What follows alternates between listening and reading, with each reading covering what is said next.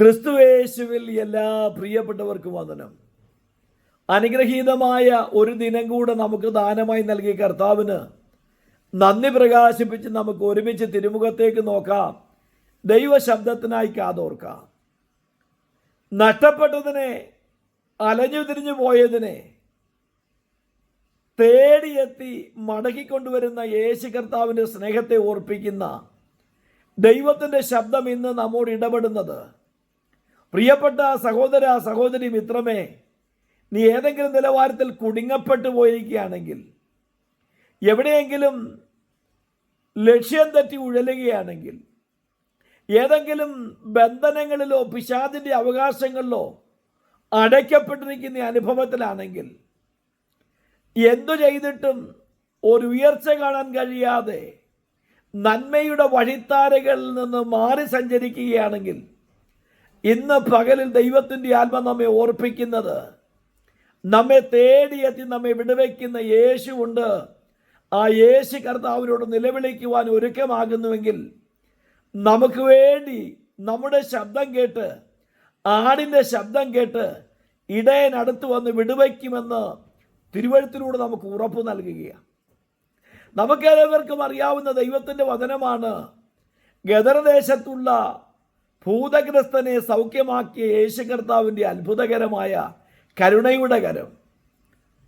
ഏറെ നാളുകളായി പിശാചിനാൽ ബന്ധിക്കപ്പെട്ട് അവനെ ചങ്ങല കൊണ്ടുപോലും ബന്ധിക്കാൻ കഴിയാതെ അവൻ്റെ കൈകളിലെ വിലങ്ങും ചങ്ങലയും ഒക്കെ പൊട്ടിച്ചു കളയത്തക്ക നിലവാരത്തിൽ ശക്തിയുള്ള ഭൂതം, ഇതവനെ മനുഷ്യവാസമില്ലാത്ത, മനുഷ്യരാരും ജീവനോടെ പോയി പാർക്കാൻ ആഗ്രഹിക്കാത്ത ശവക്കല്ലറകൾ പാർപ്പിച്ച് അവനെ ദണ്ഡിപ്പിച്ച്, അതുമാത്രമല്ല സ്വന്തം ശരീരത്തെ കല്ലുകൊണ്ട് ചതച്ച് ദേഹോപദ്രവം വരുത്തത്തക്ക നിലവാരത്തിൽ ഭൂതോപദ്രവമുള്ള ഒരു മനുഷ്യൻ.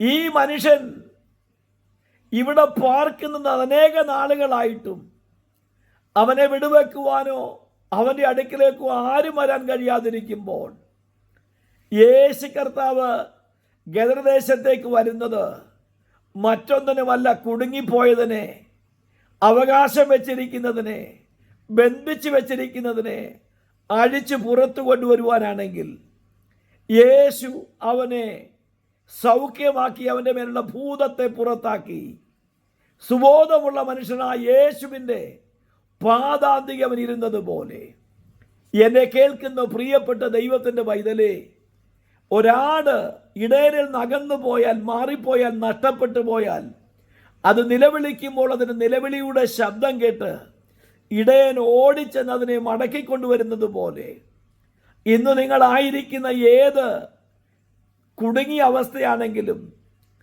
ഞെരുങ്ങിയിരിക്കുന്ന അവസ്ഥയാണെങ്കിലും, ബന്ധിക്കപ്പെട്ടിരിക്കുന്ന അവസ്ഥയാണെങ്കിലും, അധ്വാനിച്ചിട്ടും നന്മ പ്രാപിപ്പാൻ കഴിയാതെ ലഭ്യമാകുന്ന നന്മകൾ ഒഴുകിപ്പോകുന്ന, നഷ്ടമാക്കുന്ന ജീവിതാനുഭവത്തിൽ കൂടെ കടന്നു പോവുകയാണെങ്കിലും, നിങ്ങളുടെ ജീവിതത്തെ നേരിട്ടുകൊണ്ടിരിക്കുന്ന പ്രതിസന്ധികൾ നിരാശയിലേക്ക് തള്ളിവിടുകയാണെങ്കിലും, ഇന്ന് പകൽക്കാലം യേശുവോട് നിലവിളിക്കുക, യേശുവോട് അപേക്ഷിക്കുക.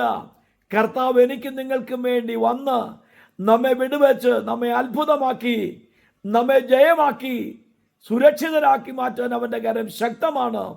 ഭൂതഗ്രസ്തനിപ്പോൾ സൗഖ്യം പ്രാപിച്ച് യേശുവിൻ്റെ പാദാന്തിക ഇരുന്നത് പോലെ, നമ്മുടെ ജീവിതത്തിൽ ദൈവം നമുക്ക് വേണ്ടി ഒരുക്കി വെച്ചിരിക്കുന്ന നന്മകൾ പ്രാപിച്ച് ദൈവത്തിൽ സന്തോഷിക്കുന്നവരായി മാറാം.